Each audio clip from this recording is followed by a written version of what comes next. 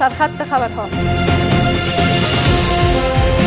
موج جدید حملات خونین پاکستان بر خاک افغانستان. این حملات در میان مذاکرات کابل و اسلام آباد در چین صورت گرفت. مذاکرات وقتی آغاز شود که در دو طرف کمی امید پیشرفت به دست آورده باشد. شکایت مهاجران افغان از بدرفتاری پلیس پاکستان. آگاهان امور مهاجرت میگویند که این رفتار خلاف پرنسیپ‌های حقوق مهاجرتی است. حالات دغه خراب وو څوک کار پاسپورت والا هم پرې خو دغه سیم خلک ډیر نیو ده ډیر حالات خراب وو د مهاجرو د پاکستان کې. و تهدید ترامپ به ویرانی زیرساخت‌های غیر نظامی ایران. رئیس جمهور آمریکا هشدار داد هدف بعدی پل‌ها و نیروگاه‌های برق است.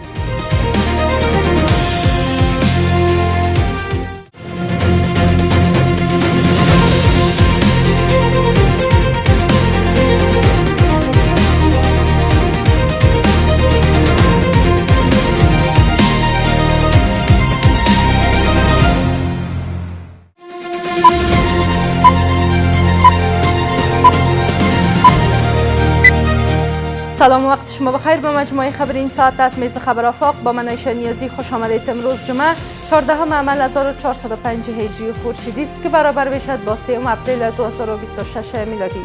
مشروع خبرها.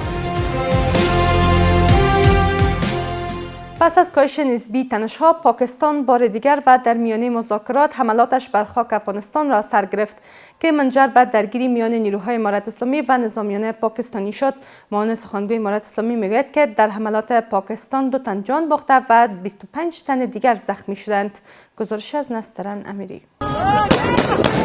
همزمان با آغاز دور تازه مذاکرات میان کابل و اسلام آباد در چین، گزارش ها از تشدید درگیری ها در ولایت های شرقی افغانستان حکایت دارد. منابع محلی میگویند که شامگاه پنجشنبه حوالی ساعت 7 در گذرگاه غلام خان در ولایت خوست و نزدیک خط فرضی دیورند درگیری میان نیروهای افغان و نظامیان پاکستان رخ داده است. به گفته این منابع، درگیری پس از آن آغاز شد که نیروهای پاکستانی منطقه را با توپخانه هدف قرار دادند. همچنین گزارش شده که 4 پست نظامی پاکستان در نزدیکی خط فرضی دیورند تصرف شده و نیروهای پاکستانی متحمل تلفات جانی و خسارات مالی شده است. پاکستان به این نوع دیپلماسی اهمیت نمیده و دنبال او بازی‌های استخباراتی خود است که در مقابل گرفتن پول از قدرت‌های بزرگ مسئولیت دارد و اون برنامه خود انجام بده و به دیپلماسی ارزش قائل نشد.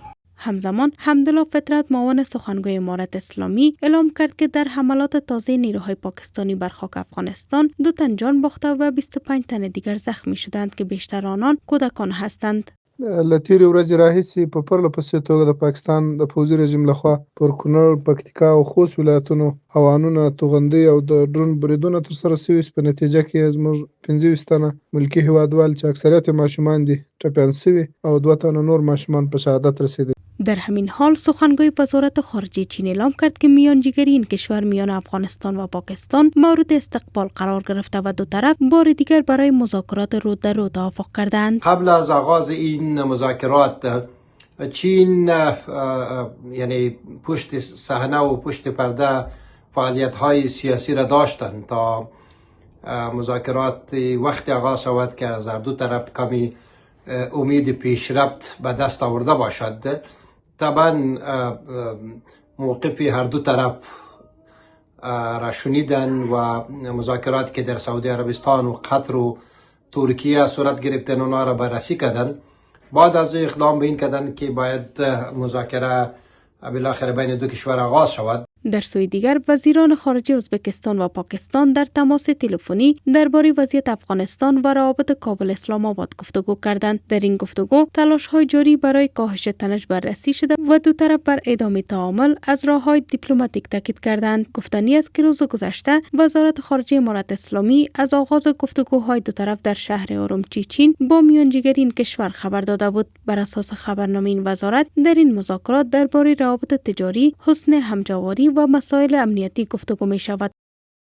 شماری از مهاجران افغان که از پاکستان بازگشتند از بدرفتاری پلیس آن کشور شکایت دارند. آنان میگویند که پلیس پاکستان پس از بازداشت و زندانی کردنشان بدون فراهم کردن هیچ گونه امکانات آنها را به افغانستان بازگردانده است.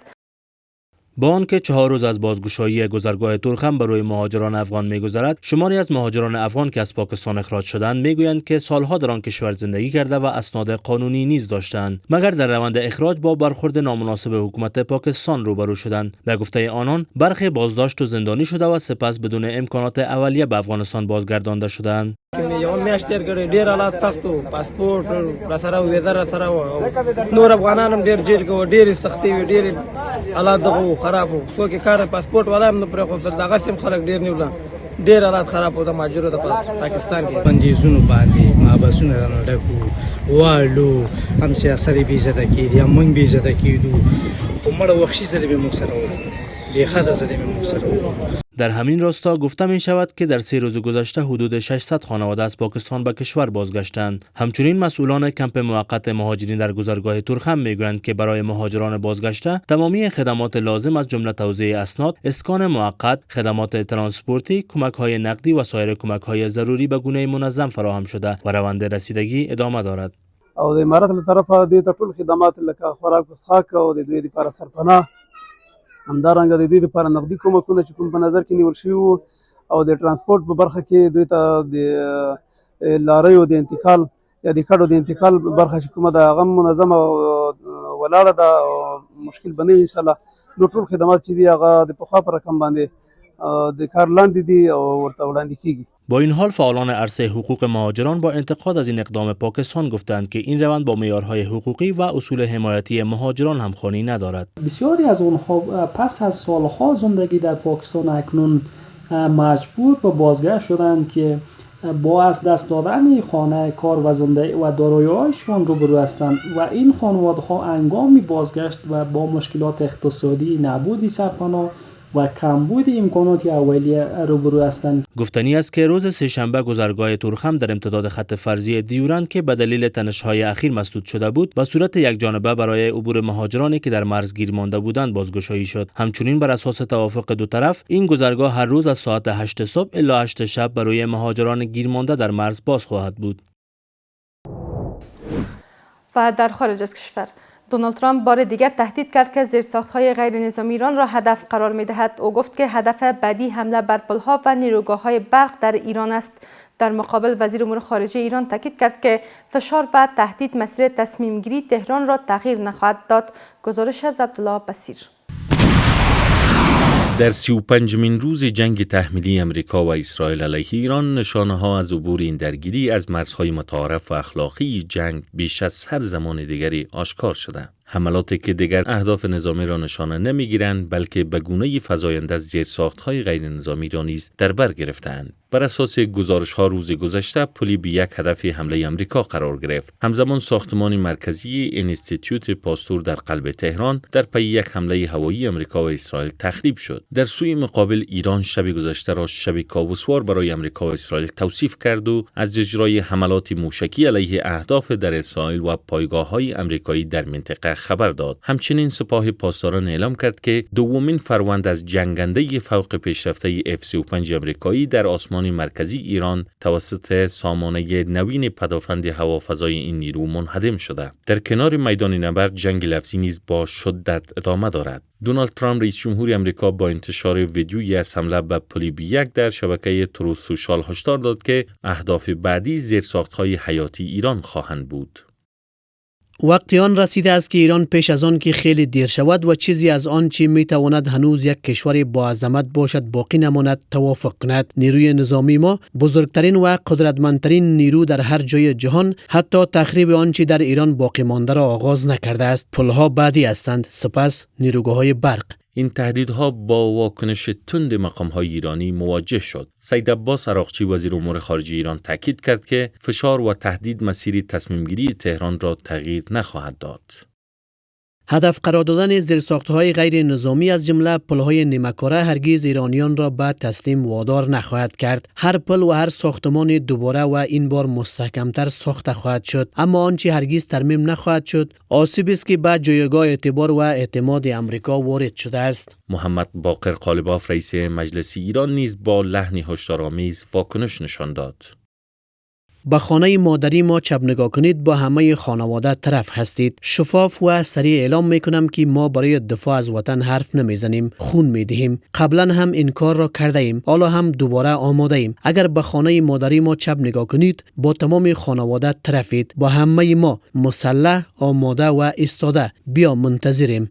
در داخل امریکا نشانه‌های شکاف و نارضایتی رو به افزایش است. موجی از برکناری‌ها در سطوح عالی از رئیس ستاد ارتش تا دادستان کل و جنرال‌های ارشد گزارش شده. این جنگ که از آغاز با پرسش‌های جدی درباره مشروعیت همراه بود، اکنون بیش از پیش با بحران‌های سیاسی و اجتماعی روبرو است. متحدان سنتی امریکا از این جنگ حمایت نکردند و در داخل این کشور موجی از نارضایتی عمومی شکل گرفته. اختلافات در ساختار قدرت و ارتش همراه با برکناری‌های پی در پی نشان می‌دهند که جنگ وارد مرحله فرسایشی و پیچیده شده. به نظر می‌رسد امریکا و اسرائیل بیش از هر زمان از چارچوب‌های اخلاقی و حقوقی فاصله گرفتند و پیامدهای آن در حال بازتعریف معادلات قدرت، اعتبار و نظم بین المللی است.